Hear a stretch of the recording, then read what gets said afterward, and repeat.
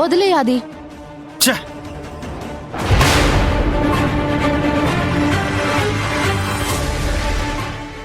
చూసావా అమ్మా, ఆదికి సొంత నిర్ణయాలు కూడా ఏమీ లేవు. పవిత్ర ఎలా చెప్తే అలా వింటాడనుకుంటా. ఆది, ఇదిగో చూడు విక్రమ్, నీకు ఆదిని మాటలనే స్థాయి లేదు, ఎప్పటికీ రాదు కూడా. నువ్వు ఎదుటి వాళ్ల మీద రాయి వేయాలంటే అందుకు నీకెంత అర్హత ఉందో చూసుకో.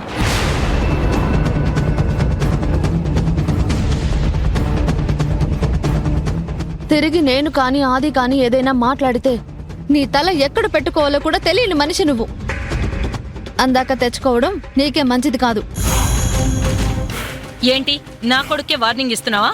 వద్దు పిన్ని, తల దించుకునే పరిస్థితి తెచ్చుకోకు.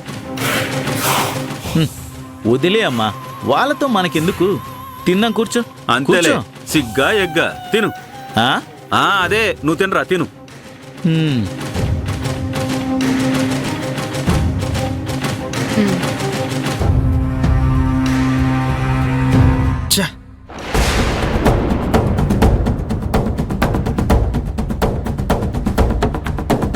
అమ్మో, కొంచెం ఉంటే పవిత్ర విద్య విషయం బయట పెట్టుండేది. కీర్తికి కోపం వచ్చుండేది.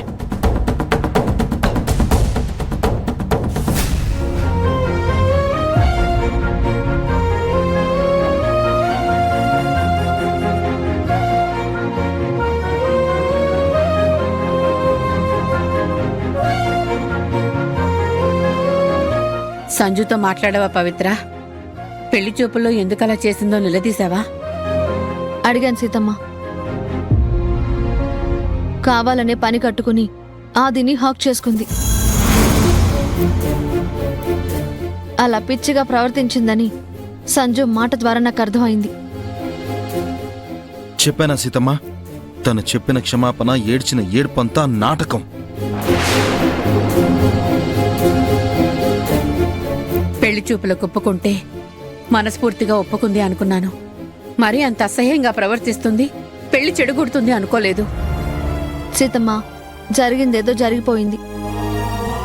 ఇక సంజు నుంచి ఏ ప్రాబ్లం రాదు. తను ఈ కుటుంబ సభ్యులను ఏ ఇబ్బంది పెట్టాలన్నా ముందు నన్ను దాటాలి. ముఖ్యంగా ఆదిని ఇబ్బంది పెట్టాలన్నా, తనకి మనశ్శాంతి లేకుండా చేయాలన్నా, ఏ సమస్య రాకుండా అండగా నేనుంటాను. నేను కాపాడతాను.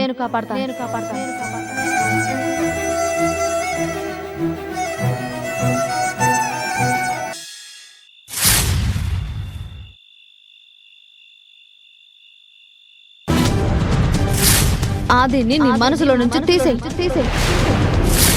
నా ఫ్యామిలీ జోలికొచ్చినా వాళ్ళకి చిన్న హాని కాని బాధ గాని కలిగినా అస్సలు నిన్ను క్షమించను.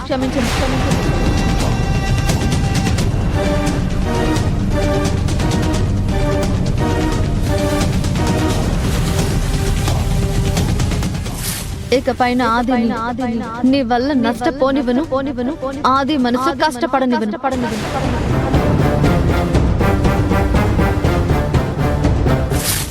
కనీసం అతని చూపు నీ మీద కూడా పడనివ్వను.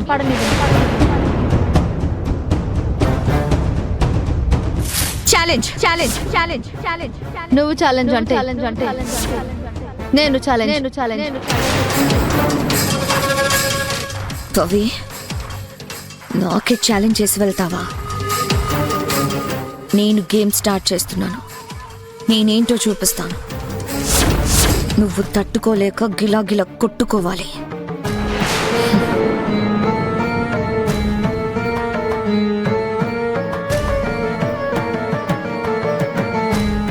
ఏమండి, రండి భోజనం చేద్దరుగానే. పొద్దుటి నుంచి మీరేమీ తినలేదు. జరిగిన అవమానానికి ముద్ద గొంతు ఎలా దిగుతుంది సరోజా? పదే పదే సంజన చేసిన ఆ నీచమైన పని గుర్తొచ్చి మనసు ఆందోళన పడుతూనే ఉంది. ఇటు మీరు అటు సంజన, మీ ఇద్దరికి ఎలా సర్ది చెప్పాలో అర్థం కాక మధ్యలో నేను నలిగిపోతున్నానండి. సంజు, రావే భోంచేద్దు గాని. నువ్వు తింటే మీ డాడీ కూడా తింటారు. నేను తినాలంటే నేను కోరుకున్నది నాకు కావాలి. నా ఆదితో నాకు పెళ్లి చేయండి, అప్పుడు తింటాను.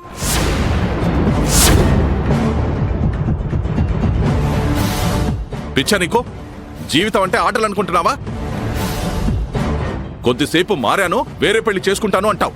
ఇప్పుడేమో మళ్ళీ ఆ ఆదినే కావాలంటున్నావు.